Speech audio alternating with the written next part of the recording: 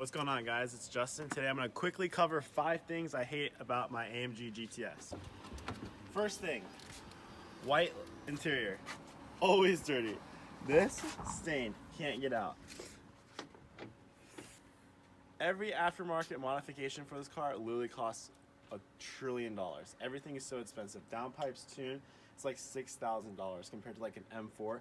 I did my downpipes and tune for like less than $1,500 bucks. It's like 5 times the cost to get any power out of these cars. Okay, so another thing that I hate about this car, every single time you start it up, it starts in comfort mode, which means the exhaust valves are closed and basically the exhaust is quiet. So you never really get a good loud cold start. So when you start it, it starts quiet, and then you can put it in race to open the valve. So 3 things I don't like so far is the white interior, how expensive it is to modify it so far, and the way it starts in a cold start. There really isn't anything else I don't like about the car. It really is like the most bang for your buck as far as like entry-level like supercars go. It's so comfortable to drive. It's so high quality, everything about it. It's actually really quick for how much horsepower it does. It's a torque monster. It's a lot of fun to drive. It's easy to break the back wheels loose.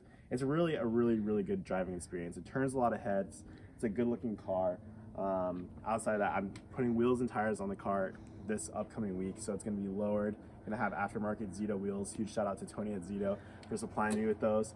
Another thing I really like about the car is being able to set up all the different things like individual mode. I'm able to set the suspension the way I like it, the way it shifts, the way it handles the traction control, how it works is awesome. You really make the car your own, and I really like that about this Mercedes compared to any other car I've had before. You can't really set it up exactly the way you want it necessarily. Compared to this, it's like you go through, pop the settings exactly how you want, and boom, you have it. Okay, so my favorite thing about the car so far is the 2016 has 8,000 miles on it.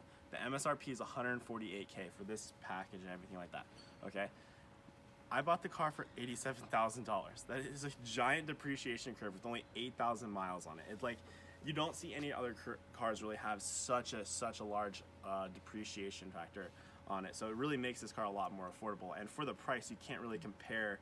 There's nothing really out there for this $80,000 to $90,000 price range that can compete with the performance, the handling, the style, the looks, everything you get out of the GTS compared to like a GTR, an F-Type, or I don't even know other cars out there that really are in that ballpark that even compete with this car.